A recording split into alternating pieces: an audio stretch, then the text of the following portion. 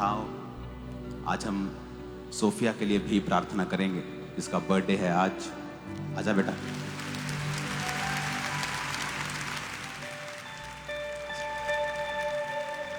अपने हाथों को उठाओ।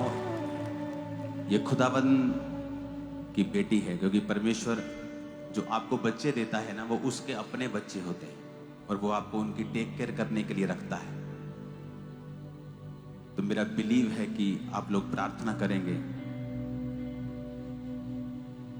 और परमेश्वर, मेरा विश्वास है कि इस साल से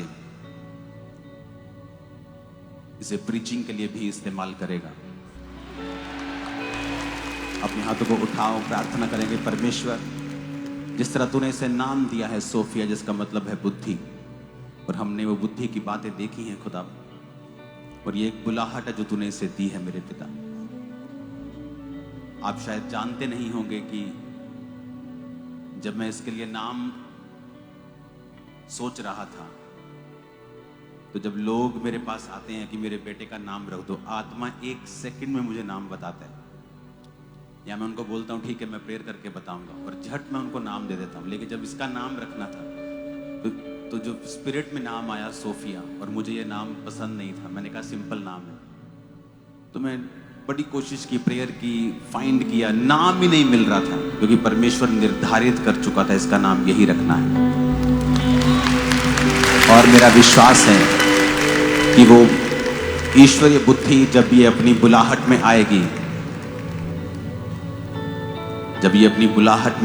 जब परमेश्वर उसको अपनी बुलाहट में पूरी तरह से लेके आएगा, तो वो मैनिफेस्ट होगा। जो इसके नाम की भविष्यवाणी थी वो जाहिर होगी क्यों थी। अपने हाथों को उठाओ।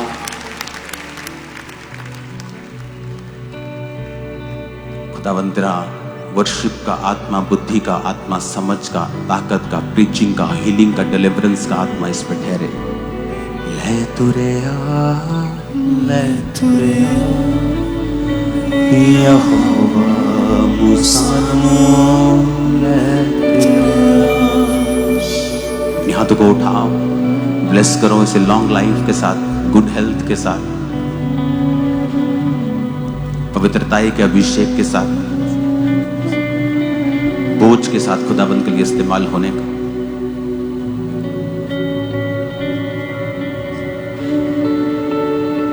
खुदाबंद तेरे रास्तों को खोले और तुझे इस्तेमाल करे और तुझे प्रभावशाली बनाए, इन जीसस ने। अपने हाथों को उठाओ, अपनी होठों को खोलो। Thank you Jesus. आज जितना वचन खुदाबंद मैं सुनूं, 100 गुना फलों को लेके आऊं। उठाओ अपने हाथों को।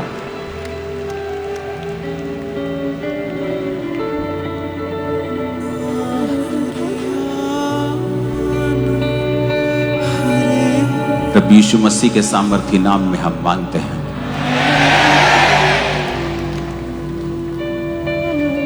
मुझे आज भी याद है कि जब मेरे बच्चे मेरे पास पेपर्स लेके आते थे कि बाबा हमें 99 मिले, 98 मिले 100 में से, और एक दिन जब हम इनको स्पिरिचुअल असाइनमेंट दे रहे थे, उसमें ये काम नहीं कर पा रहे थे, तो मैंने अपनी वाइफ को बुलाया। मैंने कहा हमने नंबर क्या करने अगर ये आत्मा में नहीं बढ़े तो फिर इसकी ड्यूटी लगाई है। रोज 4 घंटे 3 घंटे रोज वर्शिप की प्रैक्टिस करती है घर में साजों के साथ।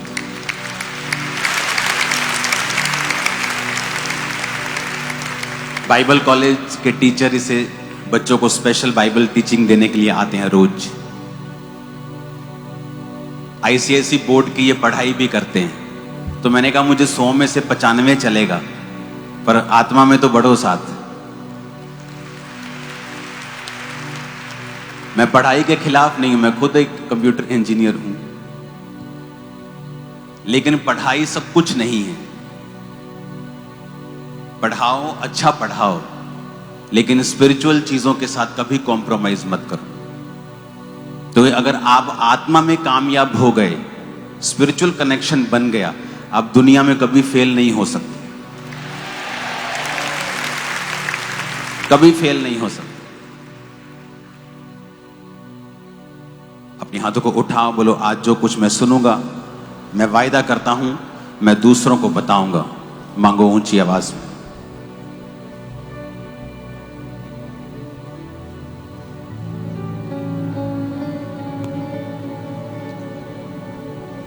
दीपक है मेरी राहों का तेरा वचन,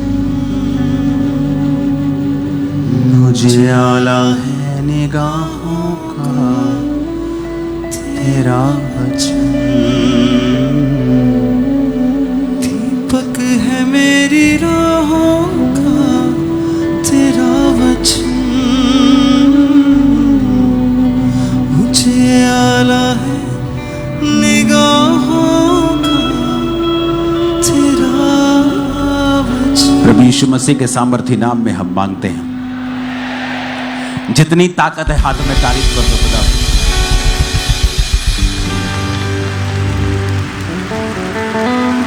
हालेलुया। यीशु मसीह ने कहा मैं ये चाहता हूं कि तुम फल लाओ और तुम्हारा फल बना रहे। आमीन। उसने कहा तुमने मुझे नहीं चुना। हम कई बार बोलते हैं कि मैंने परमेश्वर को ग्रहण किया। कहता नहीं, तुमने मुझे ग्रहण नहीं किया, तुमने मुझे नहीं चुना, मैंने तुझे चुना और ठहराया कि तू बहुत सा फल ला सके। आप जानते हैं परमेश्वर आपको क्यों चुनता है? चलो आप बताओ परमेश्वर आपको क्यों चुनता है? मान लीजिए आप एक बिल्कुल स्मॉल बैकग्राउंड से हैं, आम सी आपकी बैकग्राउंड है, आपका आम सा परिवार है, आपके आम सी जिंदगी है। क्यों परमेश्वर ने आपको चुना? आप जानते हैं वचन क्या कहता है? वचन ये कहता है कि परमेश्वर जानबूझ के आम लोगों को, तुच्छ लोगों को, गरीबों को, टूटे हुओं को चुनता है ताकि उन्हें एक गवाही बनाकर खड़ा कर सके कि इसकी जिंदगी में जो कुछ भी हुआ है मैंने किया है।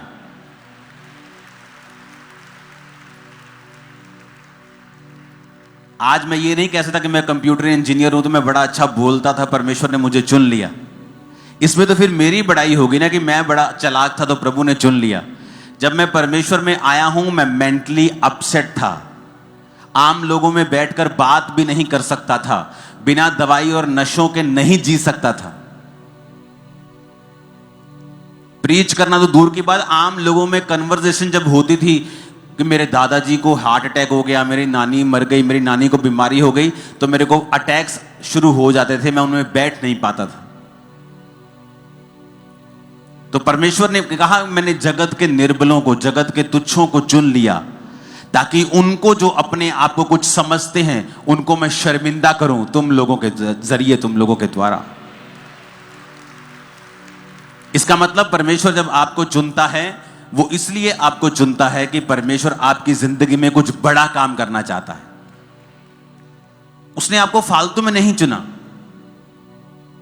अभी आप जाते जाते अपने घर में जब जाएंगे तो आप पूरी, अगर सब्जी लेनी है तो पूरी रेड़ी उठा के नहीं ले जाएंगे आप। आपको पता है ये खराब हो जाएगी। मैं जितनी खाना चाहती हूं मैं उतना ही लेके जाऊंगा।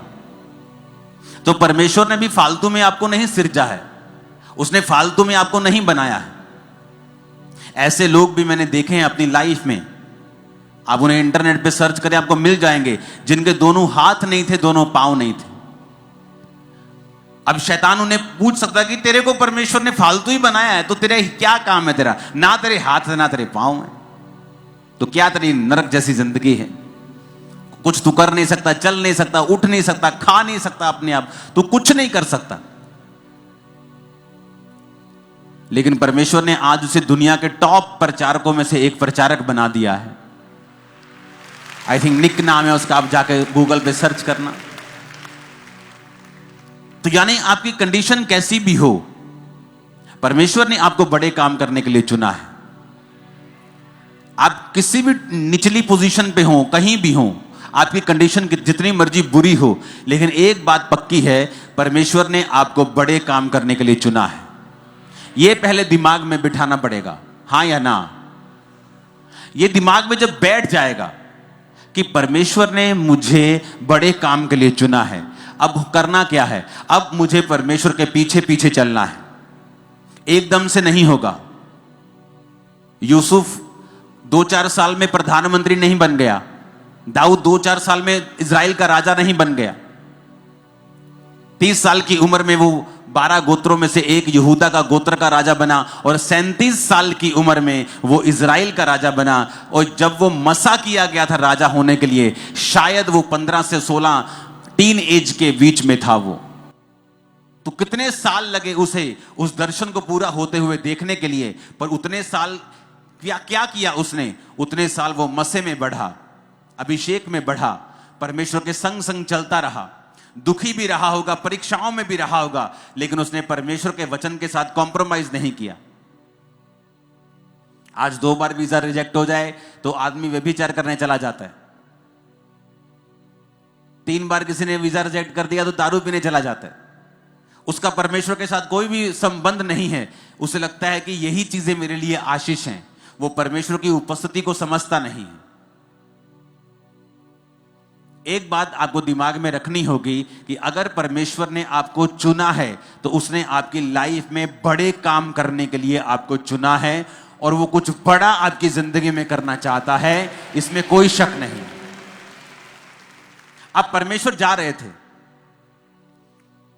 और रास्ते में जब पेड़ दिखा अंजीर का, तो परमेश्वर ने कहा रुको, मुझे भूख लगी। और जब पेड़ के पास गए तो फल नहीं था, और वचन कहता है फल का समय नहीं था। फल का समय नहीं था तो परमेश्वर को बोलना चाहिए ठीक है, समय नहीं है। अब मैं सर्दियों में आम के पेड़ के पास जाऊंगा तो आम का पेड़ तो फल रहित होगा, तो मैं क्या कर सकता हूं? लेकिन बाइबल कहती परमेश्वर ने उस पेड़ को कहा सूख जा, अब से तेरा फल कोई ना खाए। क्यों? क्योंकि अंजीर के पेड़ की खासियत है, जब वो पत्ते देता है तो फल भी देता है। तो वो धोखा दे रहा था। पत्ते तो दिखा रहा था दूर से कि दूर से पत्ते देके यीशु मसीह पास तो आए, लेकिन फल नहीं था। तो हमें ऐसे विश्वासी नहीं बनना है जिनका हालेलुया आमीन तो ऊंचा हो, लेकिन अपने कर्मों से वो हालेलुया और आमीन का इनकार कर रहे हो। कि मुंह से तो हालेलुया ऊंचा है कि यहोवा की स्तुति हो, लेकिन अपने कर्मों से वो शैतान की स्तुति कर रहे होते हैं। अगर यहोवा की स्तुति हो तो व्यभिचार तुम्हारी जिंदगी में फिर क्या कर रहा है? चोरियां तुम्हारी लाइफ में फिर क्या कर रही हैं? निंदा चुगली तुम्हारी लाइफ में फिर क्या कर रही है? अगर यहोवा की स्तुति हो, अगर हालेलुया बोलना है, तो अपनी जिंदगी को हालेलुया के जैसा करना भी है। कि जब परमेश्वर तुम्हारा हालेलुया और आमीन देखे, तुम्हारी प्रार्थना को सुनकर तुम्हारे पास आए, तो उसे तुम फेक पेड़ की तरह ना दिखाई दो कि जिसके पत्ते तो हैं, जो ऊपर से अपने आप को धर्मी तो दिखा रहा है लेकिन अंदर से धर्मी नहीं है। हालेलुया। अब आपको यह समझ आ गया कि परमेश्वर ने मुझे चुना है, मैंने उसे नहीं ग्रहण किया, उसने मुझे चुना है और इसलिए चुना है। प्रभु कहता मैंने तुम्हें चुना है और ठहराया है कि तू बहुत सा फल लेके आए। अब हो सकता है परमेश्वर ने आपको, क्योंकि 2 तरह के बुलाहट परमेश्वर आपको देता है। पहली बुलाहट सबकी एक है, जो मत्ती में लिखा है कि जाओ और सब जातियों को चेला बनाओ और सुसमाचार सुनाओ। अगर आप डॉक्टर हैं, आपकी बुलाहट यही है। अगर आप इंजीनियर हैं, आपकी बुलाहट यही है। आप एक रिक्शा वाले हैं, आपकी बुलाहट यही है। सबकी बुलाहट है कि जाओ और सब जातियों को चेला बनाओ और उन्हें बाप बेटा पवित्र आत्मा के नाम से बपतिस्मा दो। सबकी बुलाहट है ये। कोई नहीं कह सकता कि मैं बिजी हूं, मैं बिजनेसमैन हूं, मेरी वाइफ करती है। कोई नहीं कह सकता, क्योंकि ये परमेश्वर का हुक्म है। दूसरी बुलाहट है कि परमेश्वर ने आपको इस दुनिया में काम करने के लिए भी भेजा है। दूसरी बुलाहट यानी आपकी पहली बुलाहट सुसमाचार की है, उसको सपोर्ट करने के लिए परमेश्वर आपको बिजनेस देता है, किसी को जॉब देता है, किसी को कोई काम देता है, वो आपकी दूसरी बुलाहट है। आप डॉक्टर हैं, इंजीनियर हैं, बिजनेसमैन हैं, आप किसी कंपनी में हैं, वो आपकी दूसरी बुलाहट है। लेकिन पहली बुलाहट सबकी एक है कि उन्हें परमेश्वर का काम करना है। और तब जब हम परमेश्वर के संग चलना शुरू करते हैं, और में ये वचन समझ आता है, क्योंकि अगर वचन समझ में आ जाए ना, वचन अगर खाने पड़ जाए और अंदर स्पिरिट में हम इसको लेकर खा लें। यहोजकेल की पुस्तक में लिखा, परमेश्वर ने कहा इस पुस्तक को ले और इसे खा जा इसे, आंतड़ियां भर ले अपनी और इसे पचा ले। लिखा वो पुस्तक उसके मुंह में शहद के समान मीठी लगी। क्यों कहा परमेश्वर ने ऐसा? क्योंकि वचन को समझना और उस पर मनन करना, मनन का मतलब है अपना ध्यान उस पर लगाना कि प्रभु मुझसे कहता है। मैं लाखों की भीड़ से बात नहीं कर रहा हूं, मैं आपसे कर रहा हूं। प्रभु मुझसे ये कह रहा है कि मैंने तुझे चुना है और ठहराया है कि तू बहुत सा फल, यानी तेरी जिंदगी में बड़े अच्छे अच्छे रिजल्ट होंगे जो मैं तुझे दूंगा। प्रभु मुझसे कह रहा है और वो आपसे कह रहा है। क्या वो झूठ बोलता है? मैंने कहा क्या वो झूठ बोलता है? क्या वो पक्षपात करता है? क्या वो मुझे कह रहा है और तुझे नहीं कह रहा है? ऐसा लिखा है बाइबल में? क्या उसने ये कहा है कि मैं ये बात सिर्फ अपने चेलों के लिए लिखता हूं? उसने कहा नहीं। हर एक व्यक्ति जो बपतिस्मा ले चुका है, जो परमेश्वर को, उसकी आत्मा को अपने अंदर पा चुका है, जो यीशु मसीह के नाम को ले रहा है, परमेश्वर ने कहा मैंने तुझे चुना और ठहरा दिया है कि तू बहुत सा फल लाए। फल का मतलब क्या? रिजल्ट, टेस्टिमनीज, गुड कैरेक्टर, आत्मिक फल, शारीरिक रिजल्ट, गवाहियां, हीलिंग, डिलीवरेंस, एवरीथिंग जो इस दुनिया में है। परमेश्वर ने कहा मैंने तुझे चुना और ठहराया कि तू बहुत सा फल लाए। और अगर मैं इस वचन के ऊपर मनन करूं तो कि प्रभु मुझसे कह रहा है इंडिविजुअली, अकेले को मुझे, कि मैंने तुझे चुना, मैंने तुझे ठहराया कि तू बहुत सा फल ला सके। यानी आपकी जिंदगी एक्स्ट्रा ऑर्डिनरी होने वाली है, क्योंकि खुदा ने कहा है कि तू बहुत सा फल लाएगा। उसने ये नहीं कहा तू ठीक ठीक फल लाएगा, तू थोड़ा थोड़ा फल लाएगा, तू गुजारे योग्य फल लाएगा। उसने कहा तू बहुत सा फल लाए, तू इतना फल लाएगा। लेकिन करना क्या होगा? परमेश्वर ने कहा मैंने तुझे चुना और ठहराया।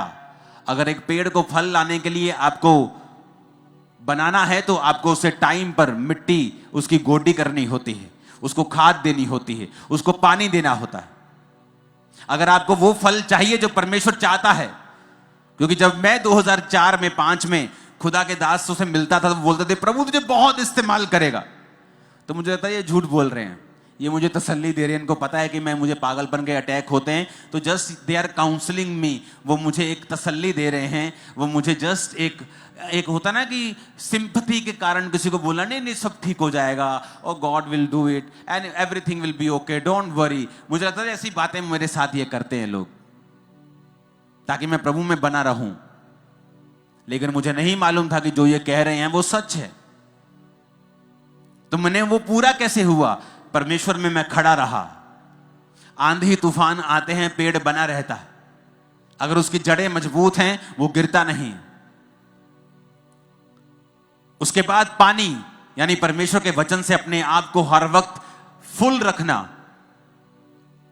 आंधी और तूफानों में परमेश्वर को, उसके वचन को पकड़े रहना और उसे छोड़ना नहीं। फास्टिंग के साथ, प्रार्थना के साथ एक खाद की तरह काम करना, जिस तरह प्रार्थना और फास्टिंग एक खाद की तरह काम करती है, वचन पानी की तरह काम करता है, और धीरे धीरे फिर आप फल लाने लगते हैं। जिस काम के लिए परमेश्वर ने आपको अपने लहू से खरीदा होता है, परमेश्वर उसको जाहिर करना शुरू करता है, फल आने शुरू होते हैं। पहले साल थोड़े, दूसरे साल थोड़े ज्यादा, तीसरे साल और ज्यादा, छठे, सातवें, 10वें साल में आप फलों से भरे हुए होते हैं।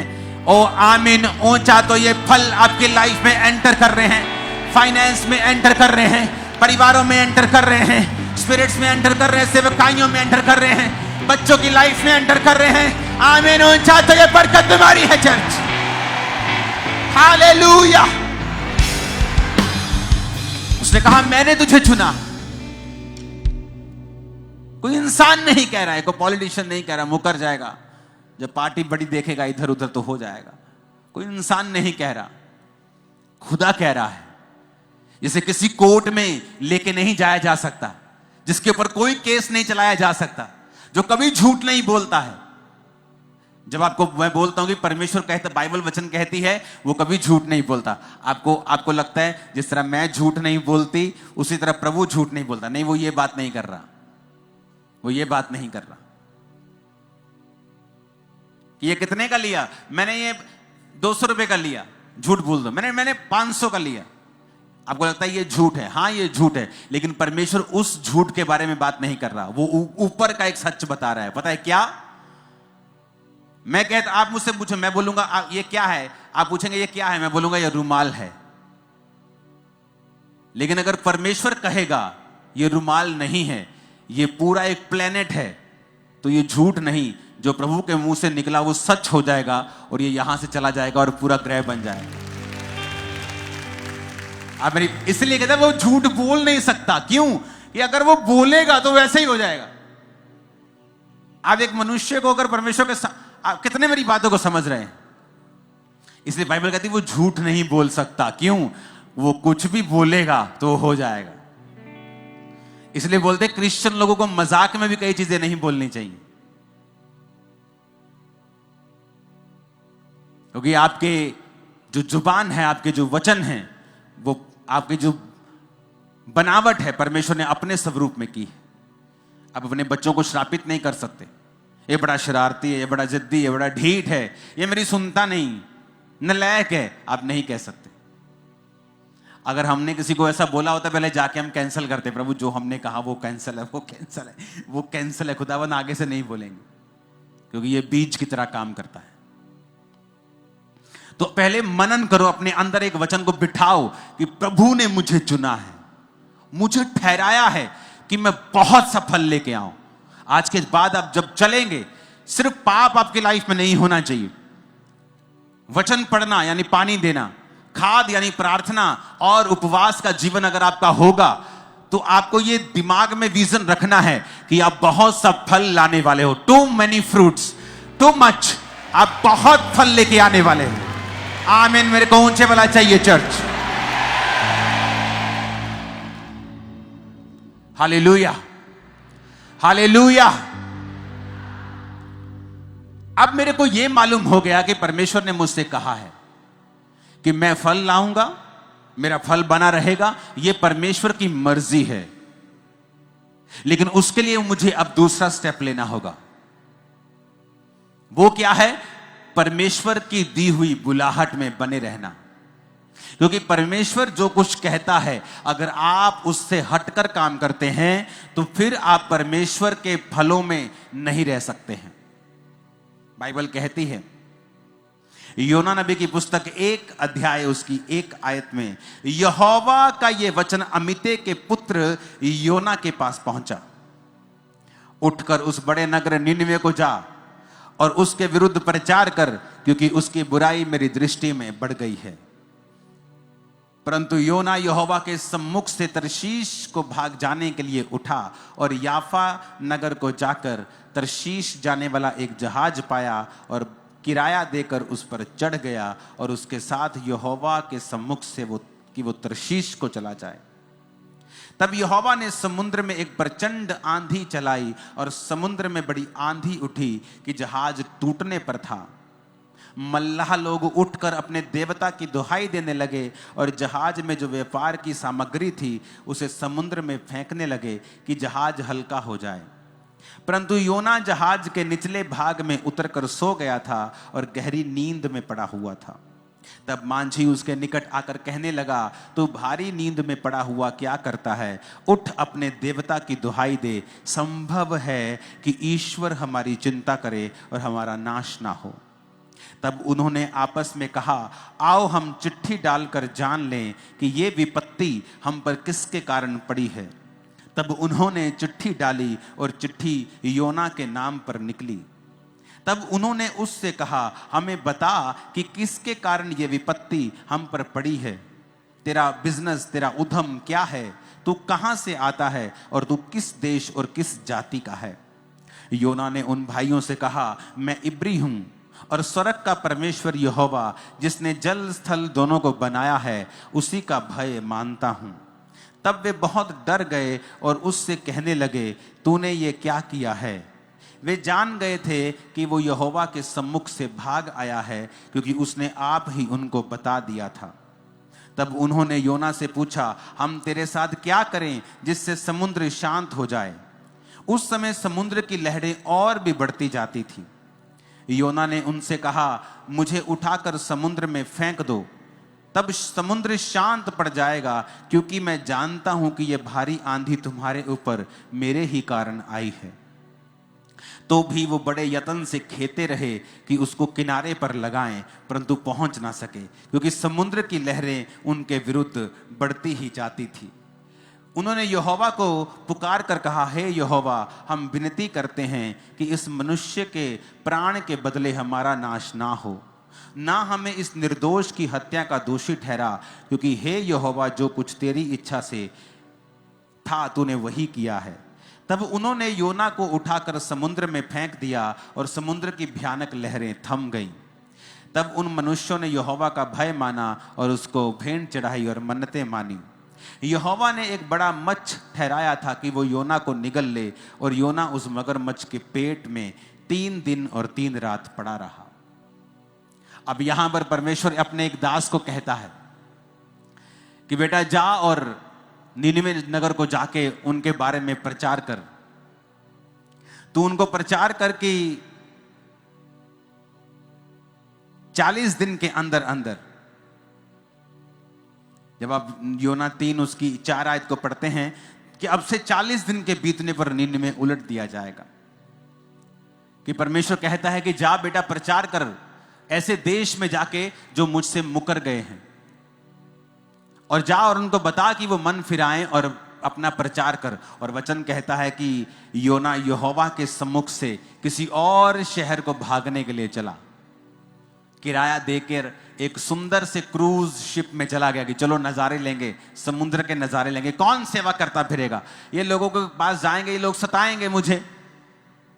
परमेश्वर तू दयालु है, तू अनुग्रहकारी है, तू इनको बचा ही लेगा, तू उनको कौन सा नाश करेगा? तू कितने सालों से कह रहा है कि मैं नाश कर दूंगा, करता तो तू है नहीं।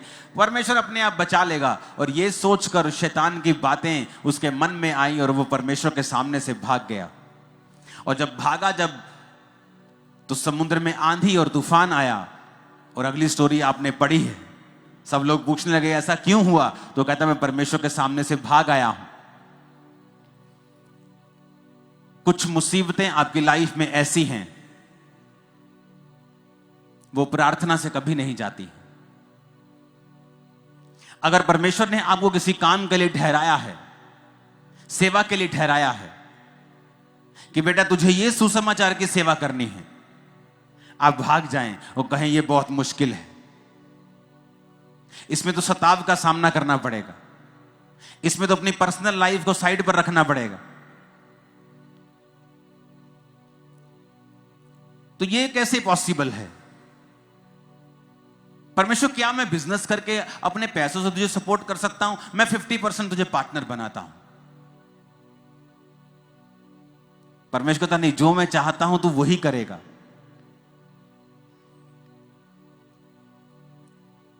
इमेजिन करो, जब उसने दिमाग में सोच लिया कि मैं नहीं जाऊंगा, मैं प्रचार नहीं करूंगा, उसे कुछ नहीं हुआ, बल्कि उसे और रिलैक्स फील हुआ होगा। हाँ, रिलैक्स, मजा आ गया, थोड़ा बोझ कम हुआ। अपना बैग वैग पैक किया होगा, बड़े मजे से अच्छे अच्छे कपड़े डाले होंगे। क्रूज शिप पर भाड़ा किराया पड़ा है, क्रूज शिप पर गया, भाड़ा वगैरह दिया, बड़ा शिप था, वहां सामग्री भी थी, लोग भी थे, आराम से जाके सोया हुआ है कि जान छूटी। क्योंकि जब लोग गलत स्टेप्स लेते हैं और वो सेवा त्याग देते हैं या प्रभु का दिया हुआ बुलाहट त्याग देते हैं, उनको एकदम से कभी भी तूफान का सामना नहीं करना पड़ा। ये हिस्ट्री बताती है।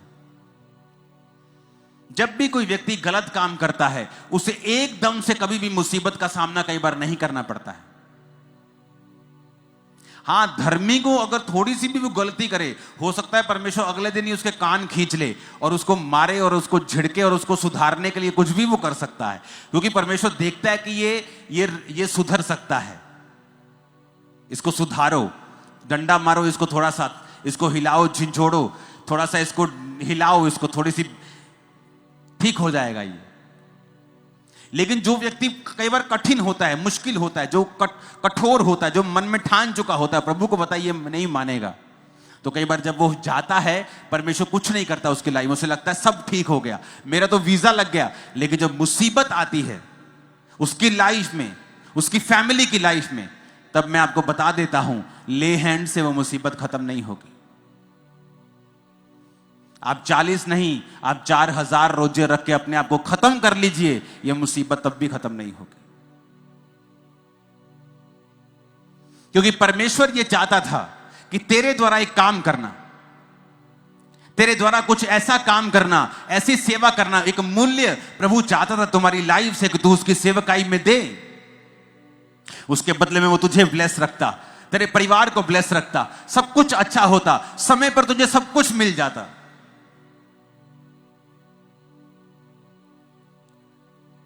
लेकिन जब हम परमेश्वर से हटते हैं और योना नबी की तरह काम करते हैं, फिर आता है एक टर्निंग पॉइंट जहां लाइफ में फिर मुसीबत एंटर करती है। और मैं आपको बताना चाहता हूं, अपने पास्टर को इस मुसीबत के लिए कृपया तंग ना करें, क्योंकि यह मुसीबत ले हैंड से जाने वाली नहीं है। यह मुसीबत तुम्हारी तौबा की वजह से जाएगी जो तुम करना नहीं चाहते हो।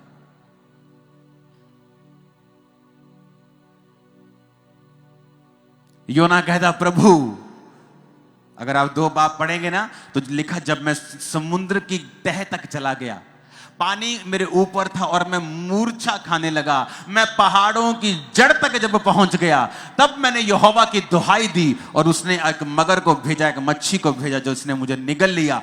पेट के अंदर पड़ा पड़ा वो 3 दिन रात परमेश्वर की दुहाई देता रहा और परमेश्वर के उस मच्छ ने उसको निगल दिया। हालेलुया।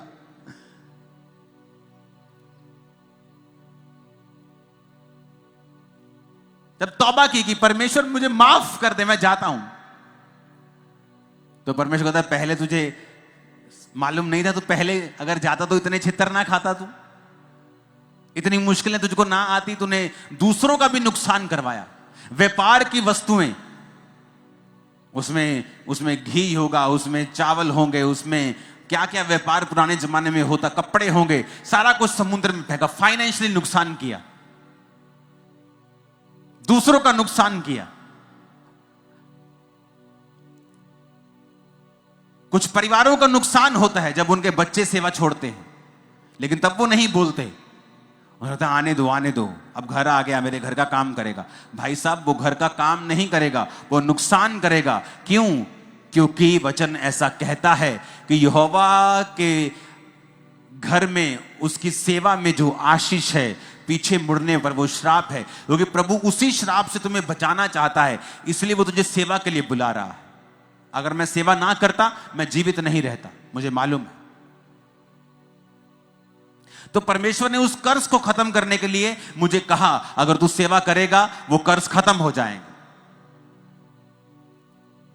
तो शैतान जानता है कि वो कर्ज जो शैतान तुम्हें देना चाहता है वो नहीं दे पाएगा अगर तू यहोवा की बुलाहट को पूरा करेगा। अब किसी के जीवन में बुलाहट कुछ है और किसी के जीवन में कुछ है, और अगर वो अपनी बुलाहट से भागता है, वो अपना तो नुकसान करता भी है, अपने आसपास का भी नुकसान करता है।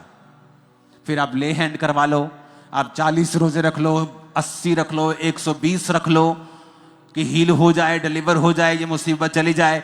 वो नहीं जाने वाली, क्योंकि वो मुसीबत सिर्फ तौबा से जाएगी। जो कार्य प्रभु ने दिया उसे पूरा करने पर ही वो जाएगी। लेकिन ईगो रास्ते में आती है और वो ईगो के कारण लोग मारे जाते हैं। पारिवारिक मेंबर्स का नुकसान होता है, फाइनेंस का नुकसान होता है, जीवन का नुकसान होता है, बुढ़ापे में और अधिक उनको तकलीफों का सामना करना पड़ता है। वो सॉन्ग है ना, खुदाया तेरी रूह तो मैं भला ना सके किधर जाऊं, कि तू सब तरफ है, मैं कहां जाऊं।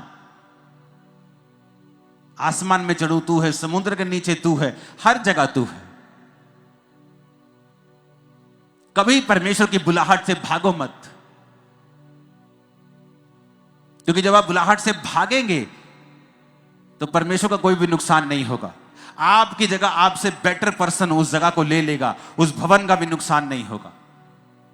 परमेश्वर अपने काम को कर लेगा, प्रभु का नुकसान भी नहीं होगा। नुकसान एक ही व्यक्ति होगा, जो आप होंगे या आपकी फैमिली होगी। क्योंकि अगर आप बुलाहट को पूरा करते हैं तो परमेश्वर आपके जीवन में वो सारे फलों को देता है जो परमेश्वर ने आपकी लाइफ में सोचे हुए हैं। हालेलुया।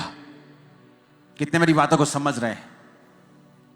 अपने हाथों को उठाओ, ये सॉन्ग गाना, ये खुदाया तेरी रूह तो उठाओ, अपने हाथों को हिलाओ।